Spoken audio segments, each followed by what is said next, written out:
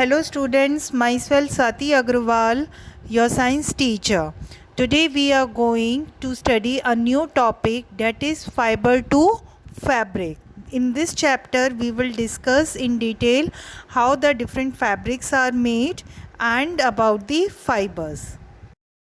Now students, before starting, let us take any old cloth, okay? Now if you observe in these old cloths, you will find a loose thread is coming out from one of the edges, and if you don't find any one, you can gently pull one thread out with the help of the pin.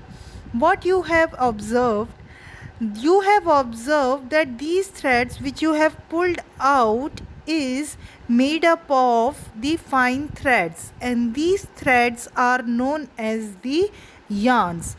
Now after that, these threads or these yarns are arranged systematically or in a pattern together to form the fabric. Now from where we get these yarns? These are made from the fibers. Now the fibers, we can consider them as the thin threads or the filaments which forms the yarn. These are called the fibers, or in the other words, or in the simpler words, we can say that the finer part of the thread is referred to as the fiber. So there is a flow. We get the yarn from the fibers, and then further these yarns are arranged together to form the fabrics. Now students, let us discuss about the types of the fiber. Basically, in the earlier classes also, if you have learned, the fibers are basically there are two types of the fibers, and they are classified according to their origin. First one is the natural fibers, and the second one is the synthetic fibers. Now, as the name suggests, the natural fibers, obviously the fibers which we get naturally, that is from the plants or from the animals, they are known as the natural fibers. We considered cotton and the jute as the plant fibers because these are the two fibers which we obtained from the plants, and the silk and wool, these are the fibers which are we obtained from the animals. Now, as the name suggests, the synthetic fiber. These fibers are artificially synthesized by the humans within the industry by the application of the simple chemicals. For example, the acrylic, polyester, nylon, rayon, these are the few examples of the synthetic fibers. Now students, let us discuss about some plant fibers, that is the fibers which we get from the plant. In this category we have the cotton. Now, have you seen the made wicks for the oil lamps your mother is using for lighting the wicks for the oil lamps? These wicks are made up of which material? You will observe that these wicks are made up of the cotton wool. Basically, this cotton wool is also used for the filling mattresses, quilts, or the pillows. If you just see inside the pillow, you will see the cotton. Now, these cotton have the small thin strands that you see, they are made up of the cotton fibers. Now, where does this cotton wool come from? It is basically these cotton fibers or these cotton wool are grown in the fields. Cotton plants are usually grown at the places which have the black soil and having the warm climate. Now, some cotton producing Indian states are the Punjab, Gujarat, Madhya Pradesh and Maharashtra, etc. These are the states which grow the cotton. Now, the fruits of the cotton plant, that is we known as the cotton balls, as you can see in the picture, these are basically fruits. The fruits of the cotton plant, cotton balls, they are about the size of a lemon. Yes, these are size about the lemon. After maturing, the balls burst open and the seeds which covered with the cotton fibers can be seen. Now after that, if you will see, the cotton field just look like a field covered with the snow. If you will see clearly in the picture, the cotton field always used to seem like the field covered with the snow. Okay, so this is about the cotton. Now students, after that, from these cotton balls, cotton is usually picked up by the hand. These fibers are then separated from the seeds by combing, and this process is generally called the ginning of the cotton. So ginning are traditionally done by the hand. As you can see, a woman is doing the ginning of the cotton. These traditionally are done by the hand, but these days machines are also there, or the machines are provided which is used for the ginning. Now students, moving further, till now we have learned how the fibers are being separated from the cotton balls. That process is knows the ginning. So now we know how the fibers have been separated from the cotton balls. Now let us learn how the yarn is made from those fibers. Now before understanding that, let us observe one example. Have you ever seen your mother or your grandmother making a cotton wig from the cotton ball? What does she do?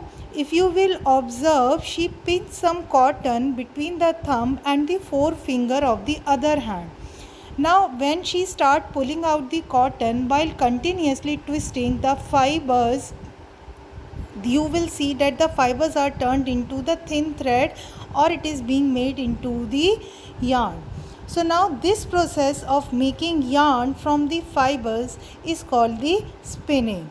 What happened in this process? In this process, fibers from a mass of cotton wool are drawn out and twisted, and this brings the fibers together to form the yarn. So this is how the yarn is being made from the fibers, and this process is known as the spinning of the yarn.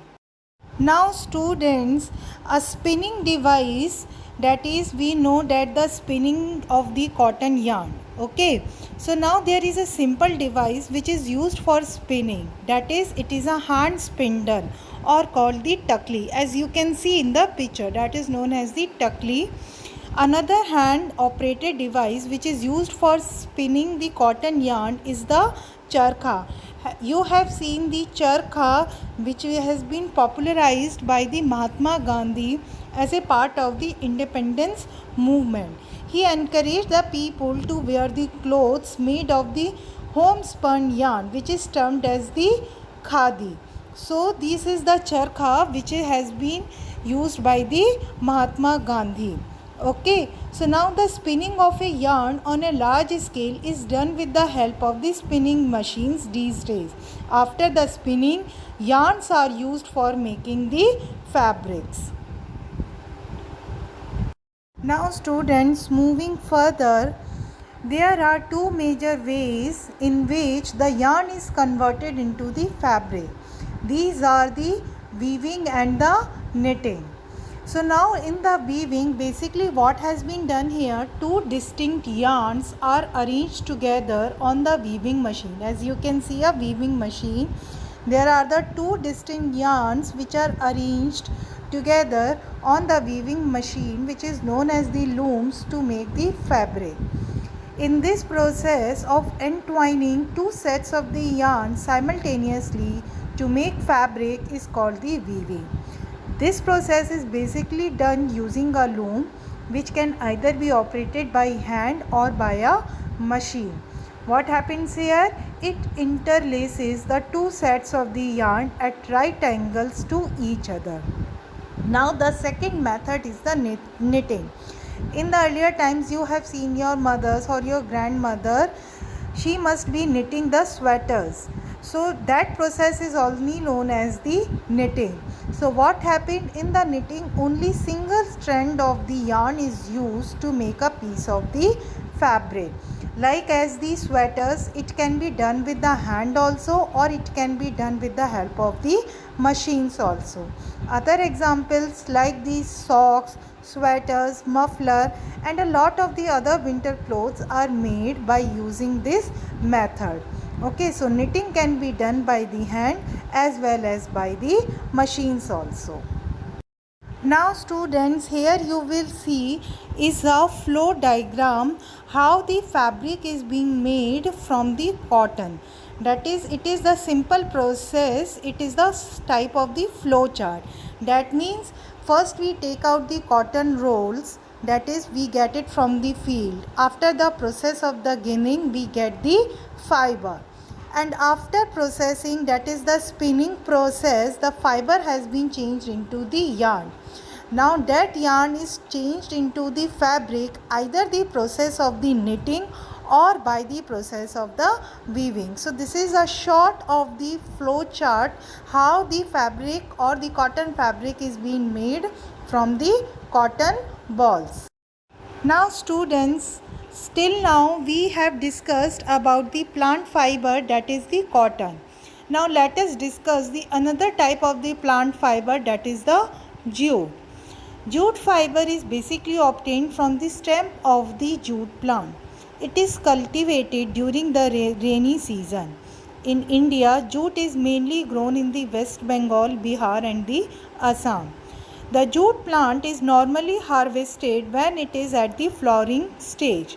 The stem of the harvested plants are immersed in the water for a few days. Then after that the stems rot and the fibers are separated by hand separately.